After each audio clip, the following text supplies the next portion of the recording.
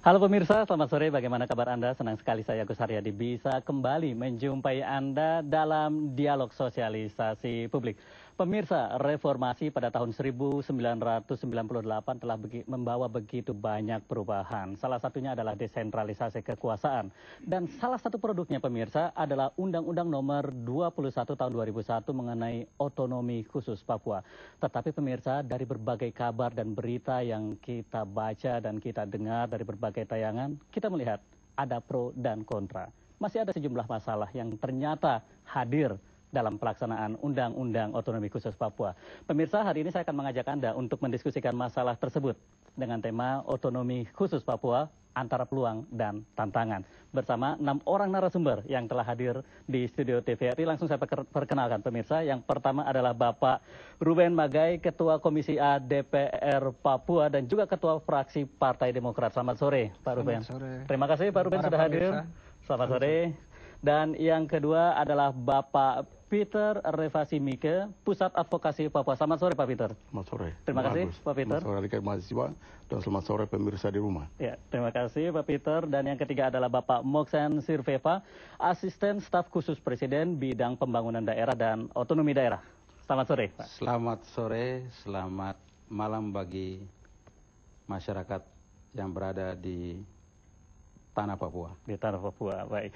Yang berikutnya adalah Bapak Yusak Andato, Ketua Umum KNPI Papua, yang baru terpilih 1 minggu ini ya. Selamat sore Pak Yusak. Selamat sore para pemirsa di seluruh Indonesia, khususnya di Provinsi Papua. Baik, terima kasih. Dan berikutnya adalah Bapak Franz Albert Joku dari Independent Group Supporting the Special Autonomous Region of Papua within the Republic of Indonesia. Selamat sore. Selamat sore. Terima kasih sudah hadir. Sore. Dan di ujung sana, tepat di seberang saya adalah Bapak Jimmy Demianus Iji, Wakil Ketua DPRD Papua Barat dan penggerak reaktivisasi Undang-Undang Nomor 45 sehingga terbentuk Provinsi Papua Barat. Selamat sore. Selamat sore buat saudara di Papua. Baik, terima kasih atas kehadirannya dan pemirsa di rumah. Saya juga harus umumkan bahwa saat ini di studio kami juga sudah kedatangan tamu para intelektual muda, yakni dari Universitas Indonesia dan juga teman-teman mahasiswa asal Papua se-Jabodetabek. Kita berikan aplaus buat teman-teman semua di sini. Baik, kita akan mulai dialog kita. Saya ingin bertanya pertama ini kepada Pak Ruben yang tepat ada di sebelah saya. Pak Ruben, kalau kita bicara tentang otonomi khusus untuk Papua, ini adalah sebuah jawaban, sebuah solusi, atau sesungguhnya bagian dari masalah yang harus diselesaikan? Ya, saya pikir itu sebuah jawaban. Sebuah jawaban. Sebuah jawaban, tapi dalam proses pelaksanaan itu menjadi masalah hari ini. Iya. Karena dalam persoalan pelaksanaan adalah kita terbentur dengan peraturan pemerintah. Kemudian ke bawahnya kita mau laksanakan menyusun perdasus ataupun perdasi, itu bertabrakan karena hukum yang lebih atas dari perdasus dan perdasi itu tidak ada PP. Sehingga Undang-Undang Otonomi Khusus memang sudah final. Yang jalan hari ini adalah PP 54 tentang pembentukan MRP. Sehingga sampai hari ini, berapa waktu lalu saya jawab pertanyaan Pak Menteri bahwa Undang-Undang Otsus itu final. Memang undang-undangnya final, tapi aturan pelaksanaan peraturan pemerintah di dalam Undang-Undang Otsus itu sampai hari ini belum final. Pak Ruben ingin mengatakan bahwa implementasinya yang punya persoalan, bukan undang-undangnya. Ya, implementasinya, peraturan pelaksanaan setiap program yang ada di dalam Otsus itu yang belum. Aturan pelaksanaan. Itu belum ada atau sudah ada tapi tidak terlaksana dengan baik? Itu belum ada. Belum ada. Karena dalam setiap pasal itu mengatakan bahwa diatur dengan undang-undang, peraturan undang-undang yang lebih atas. Jadi setiap pasal itu mau diterjemahkan, tidak ada peraturan yang sampai hari ini dibuat oleh pemerintah pusat. Itu soal hari ini. Baik Pak Ruben, saya ingin beralih kepada Pak Peter. Pak Peter, kalau Pak Peter sendiri melihat ini juga sebagai sebuah jawaban. Ya, Mas Agus dan adik-adik mahasiswa, bapak-bapak yang narasumber sekarang, saya sangat setuju bahwa itu adalah jawaban. Ada jawaban, tapi bisa diceritakan tidak sebetulnya latar belakang ketika kali pertama undang-undang ini terbentuk? Apa sih sebetulnya yang diinginkan oleh masyarakat Papua? Apakah undang-undang ini sudah memberikan jawaban buat kebutuhan masyarakat Papua? Ya, kalau kilas balik, sebenarnya Otsus ini lahir sebagai solusi terhadap perjalanan waktu yang akhirnya tiba pada tanggal 21 Februari 1999 sebuah tim berjumlah 100 orang di bawah pimpinan Tom Benal datang pada waktu itu bertemu presiden kita waktu itu B.J. Habibie untuk satu permintaan, ingin Papua lepas dari NKRI. Tapi saya tidak bicara mengenai itu terlalu banyak. Yang saya mau langsung katakan sekarang, saya mau bidik sekarang adalah bahwa Otsus ini adalah sebuah anugerah Tuhan. Sekarang dia sudah berjalan 9 tahun. Dan kali ini barangkali kesekian puluh kali dibicarakan melalui seminar, melalui lokakarya, melalui diskusi, dan ujungnya semua katakan bahwa Otsus gagal. Kata gagal ini yang perlu kita gali. Yang melaksanakan, yang mengatur uang ini di Papua adalah kami orang Papua sendiri melalui pejabat pemerintah didampingi oleh wakil-wakil rakyat asli Papua sampai ke bawah di kabupaten. Tapi kota. Kemudian kan faktanya adalah ada masalah yang muncul. Apa dalam pantauan Pak Peter sendiri? Apa akar persoalannya? Ya, kita akan kejar sekarang. Kejarnya bagaimana? Dia gagal. Gagalnya di mana?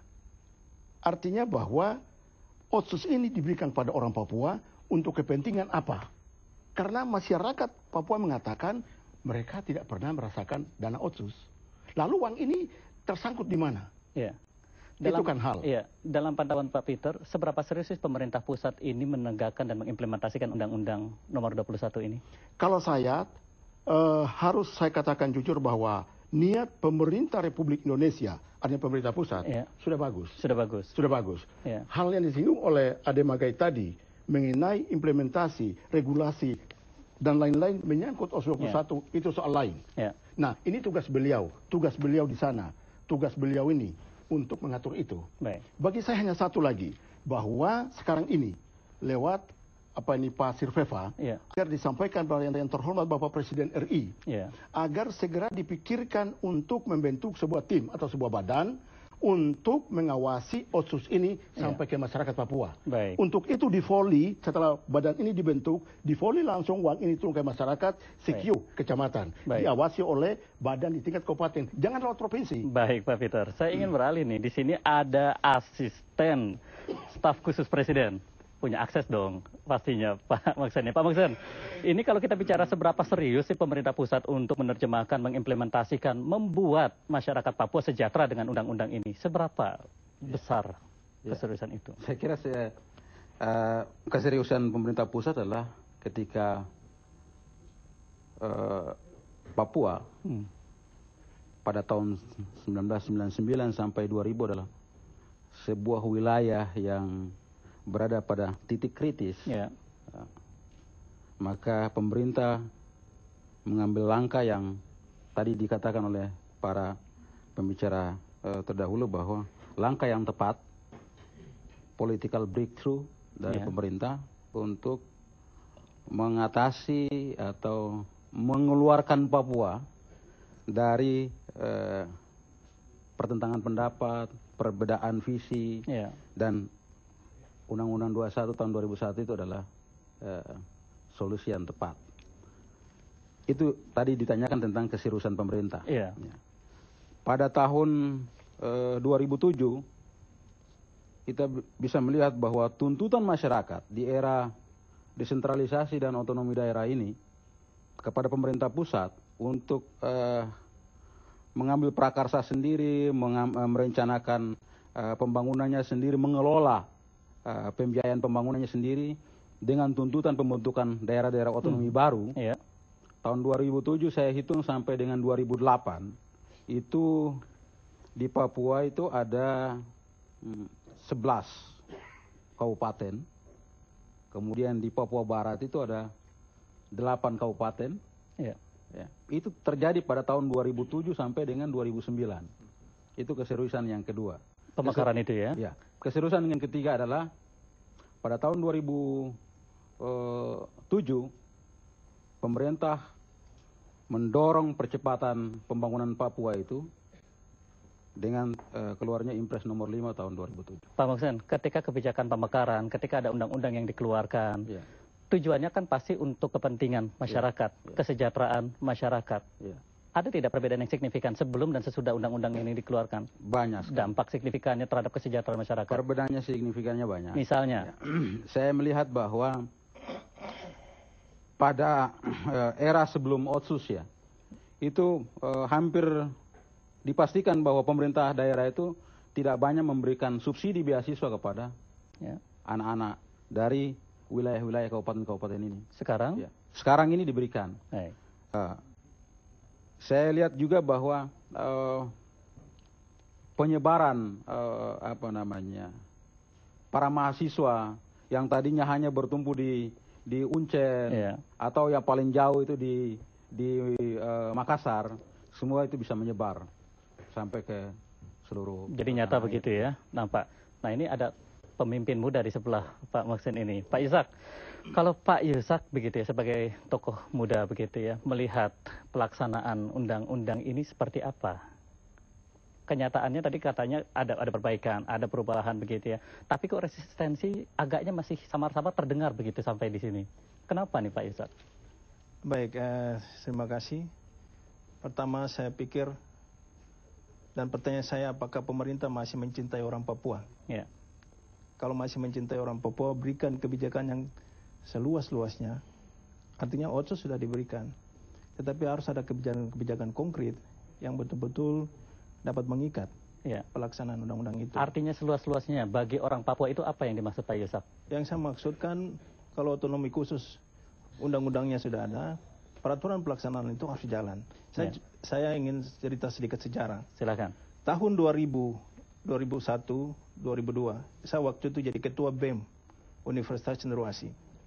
Pada tahun? Pada tahun penyusunan Otsus, tahun 2000. Baik, 2000 ya. Ya.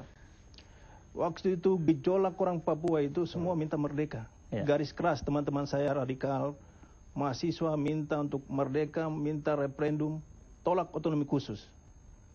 Saya ketua BEM Universitas Cenderawasih memberikan jaminan kepada teman-teman, marilah kita buka ruang kepada pemerintah. Mungkin ruang ini yang terbaik buat orang Papua daripada orang Papua banyak yang mati di hutan-hutan, mati di gunung-gunung, mati di kampung-kampung. Marilah kita buka ruang. Akhirnya tahun 2001 teman-teman bisa menerima dan menerima otonomi khusus itu. Tapi hari ini kita lihat otonomi khusus sudah berjalan 9 tahun. Peraturan pelaksanaan tidak ada sama sekali. Kalau PP-nya baru satu, PP tentang MRP. Tidak ada sama sekali. Anda menyebut. Baik. Itu yang kita sayangkan. Pemerintah daerah tutup mata. Pemerintah pusat juga pun tutup mata. Kira-kira persoalan ini kita lempar kepada siapa? Apakah rakyat kecil itu yang bicara? Ataukah siapa? Siapa yang bertanggung jawab kalau siapa begitu, yang bertanggung jawab untuk persoalan Papua itu? Dalam pandangan Pak Yusak, siapa yang bertanggung jawab harusnya? Saya pikir kalau hari ini pemerintah daerah diam saja, pemerintah pusat selaku kewenangan yang tertinggi melihat secara langsung dan menegur kepada gubernur, kepada bupati, atau kepada DPRP, MRP, dan lain-lain. Kalau pemerintah pusat diam saja juga, kami mencurigai pemerintah pusat membiarkan persoalan ini terus terjadi dan konflik terus terjadi di Papua. Ada pembiaran yang disengaja maksud Anda? Ada pembiaran yang dibiarkan. Pak Muhsin, sabar Pak Muhsin. Saya bicara dalam konteks Papua. Kita biarkan Pak Yusak dulu untuk bicara Pak Muhsin ya. Sejarah otonomi khusus secara baik. Saya jadi jaminan untuk mahasiswa semua, untuk pemuda. Kita hari ini enak-enak saya bicara tentang otonomi khusus, bicara tentang uang. Tetapi kita tidak tahu bahwa rakyat menderita karena otonomi khusus itu. Tapi yang jelas otonomi khusus ini sebuah jawaban pastinya. Otonomi khusus final. Otonomi khusus final untuk rakyat Papua itu solusi konkret.